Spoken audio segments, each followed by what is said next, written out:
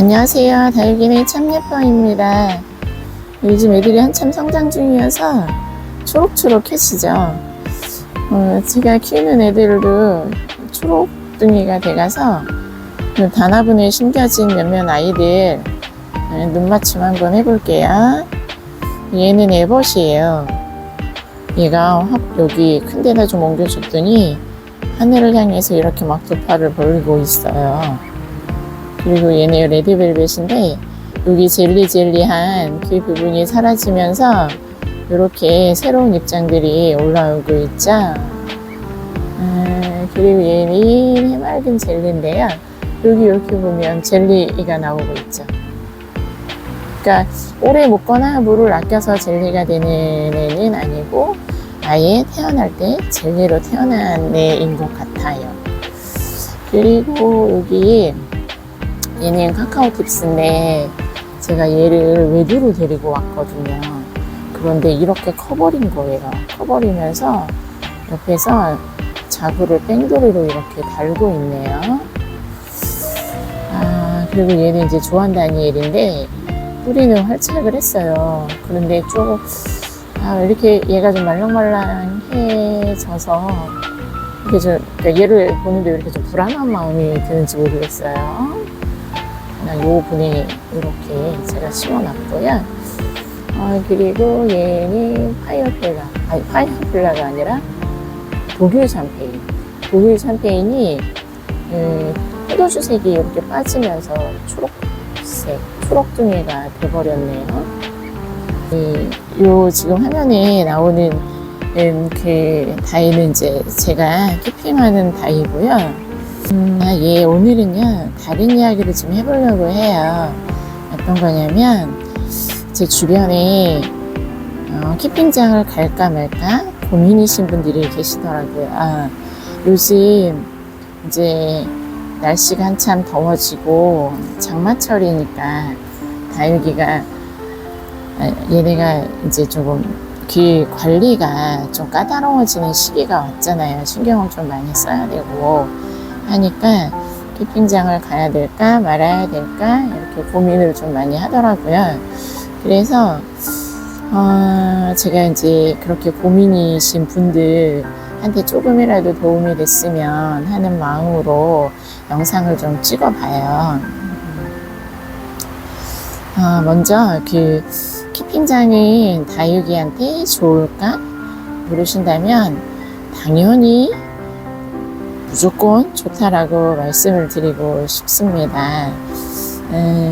키핑장은 다육이가 자라기 좋은 환경이잖아요. 말 그대로 키핑, 그 다육이를 여기다 이제 보관하면서 관리하고 키우는 곳이 키핑장이잖아요. 그래서 이제 무조건 좋다라고 말씀을 드리고 싶고요. 키핑장의 장점을 몇 가지 이렇게 꼽아 볼 수 있을 것 같아요. 첫 번째로 키핑장은 기본적으로 다육이에게 맞는 환경으로 구성되어 있기 때문에 무조건 좋다라고 말씀을 드릴 수 있을 것 같고요. 다육이한테 맞는 환경은 물, 바람은 이제 통기성이죠. 통기성이 좋고 물마름이 좋아야 얘네들의 색감도 예뻐지니까. 그 다음에 햇볕. 요 세 가지가 적절하게 조화를 이룬다라는 것이 이제 키핑장의 장점이죠. 그리고 그렇기 때문에 키핑장은 기본적으로 다육이가 생육하기에는 거의 매일 적정한 온도를 유지한다고 볼 수 있을 것 같아요. 왜냐하면 햇볕이 많으면 차광시설을 통해서 햇볕을 차광을 하고 공기가 습하면 또 환기시설, 통기시설을 통해서 환기를 좀 해주죠. 그래서 이제 다육이가 기본적으로 자라기에는 굉장히 좋은 환경이다 라고 말할 수 있을 것 같아요. 그리고 키핑장의 장점이 뭐냐면 두 번째는 그 다육이들한테 예민하게 민감하게 차광이나 비막 때문에 신경을 쓰지 않아도 된다는 거죠. 시설 자체가 그렇게 갖춰져 있으니까요. 그러니까 거리대랑 비교했을 때 거리대는 날씨를 민감하게 체크해서 차광, 비막을 신경을 써야 되는데, 캠핑장 같은 경우에는 캠핑장에 운영하는 운영자님이 체킹을 다 해주시기 때문에 그런 부분에서는 좀 자유로울 수 있어요. 그리고 세 번째는 다육이한테 문제가 생겼을 때 처치법에 대한 정보를 캠핑장을 운영하시는 그 운영장님이나 아니면 다른 매니아들을 통해서 접할 수 있죠. 그렇기 때문에 빨리빨리 대처를 할 수 있는 장점들이 있어요. 그래서 서로 도움을 받을 수 있는 게 캠핑장의 장점으로 꼽을 수 있을 것 같고요. 그리고 이제 네 번째는 이제 다양한 계층의 매니아들을 통해서 다양한 다육이들에 대한 정보를 습득할 수 있다는 거죠. 그래서 캠핑장은 다육이들이 자라기에, 또 캠핑장은 다육이들이 생장하기에는 굉장히 좋은 곳이다 라고 말씀을 드릴 수 있을 것 같아요. 그리고 그러면 캠핑장의 단점은 뭐냐라고 이렇게 물으실 분이 있을 것 같은데요. 캠핑장 뭐 굳이 단점을 꼽을 수는 딱 그냥 생각나는 단점은 없어요. 그런데 굳이 그 중에 하나 몇 가지를 좀 꼽자면 비용이 발생한다는 거지. 캠핑장은 다육이들을 키우려면 다이를 대여해서 거기 이제 저희가 킵을 하는 거잖아요. 그러니까 거기에 대한 비용 발생이 있다는 거죠. 그리고 베란다 거리대 같은 경우에는 다른 베란다 거리대 같은 경우는 이제 수시로 내가 체크하고 보고 싶을 때마다 수시로 볼 수 있는데 캠핑장은 그렇지 못하죠. 그리고 또 캠핑장의 거리가 멀고 그러면 더 그렇죠. 그런 단점들이 있어요. 근데 캠핑장이 좀 멀은데 그것도 뭐 캠핑장 가는 길이 힐링이다 라고 생각하면 또 그것도 오히려 뭐 힐링이 되지 않을까? 뭐 그런 생각들도 좀 해봅니다. 네, 그래서 저는 캠핑장을 이런 분들한테 좀 추천을 드려요. 취미나 특기로 이제 다육 생활을 즐기시는 분, 그리고 이제 아파트에서 베란다 거리대를 활용할 수 없는 분들 있죠. 베란다 거리대는 미관상, 그리고 또 이제 위험성을 고려해서 아파트 관리소에서 규제를 많이 하는데, 그런 분들은 이제 캠핑장을 이용을 하면 다육이를 마음껏 키울 수 있죠. 그리고 캠핑장은 또 이런 분들한테 추천을 해요.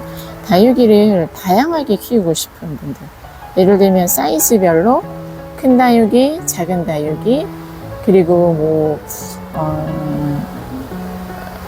베란다 같은 경우에는 베란다 안에는 이제 하월시아 종류를 주로 많이 키울 수 있는데, 캠핑장은 뭐 하월시아나 창이나 뭐 국민다육이나 코노나 뭐 에케베리아 뭐 상관없이 다양하게 키울 수 있는 환경이 되니까 캠핑장 이제 그런 분들한테 추천을 드리고요.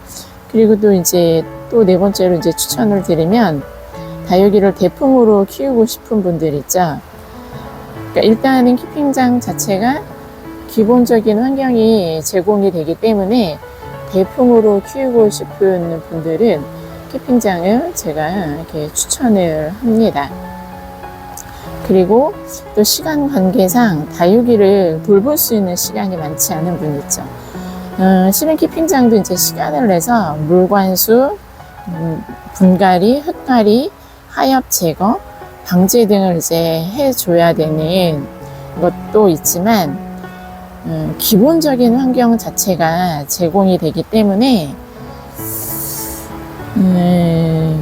일단 시간적으로 다육이를 디테일하게 관리할 수 없는 분들은 캠핑장 생활이 좋은 것 같아요. 그리고 다육이는 물든 게 이제 예쁜 것을 보고 힐링을 하잖아요. 제가 이제 리얼로 얘기를 드리면, 있는 그대로 얘기를 드리면, 물드는 것은 실제로 캠핑장보다는요, 베란다 거리대가 훨씬 좋아요.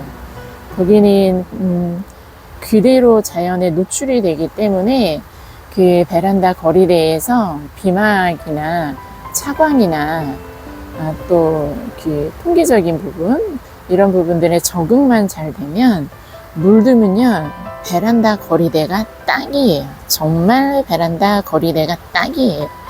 딱이라는 단어는 아주 좋다, 적정하다, 옳다 이럴 때 쓰잖아요.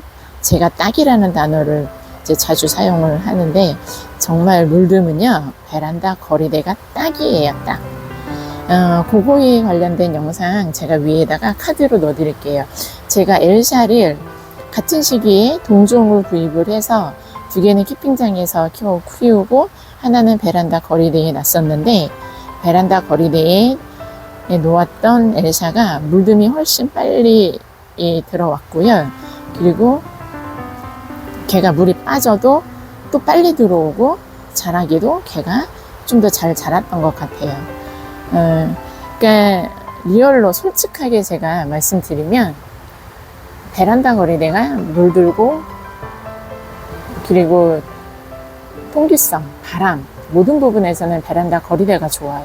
그런데 이제 베란다 거리대는 신경 쓸 게 많아요. 그래서 이제 그런 분들은 캠핑장을 활용하는 것이 좋을 것 같습니다. 그래서 말씀을 드려요. 저는 이제 이렇게 말씀드리고 싶어요. 캠핑장이나 베란다 거리대나 상황에 맞게, 나의 상황에 맞게 여러분들이 이렇게 취사 선택을 하셔서 이용을 하시고 활용을 하시면 될 것 같아요. 둘 중에 어느 곳이 좋냐라고 물으시면 어느 것이 좋아요 라고 이렇게 흑과 백으로 말씀은 못 드리고요. 왜냐하면 나름대로 다 장단점이 있으니까요.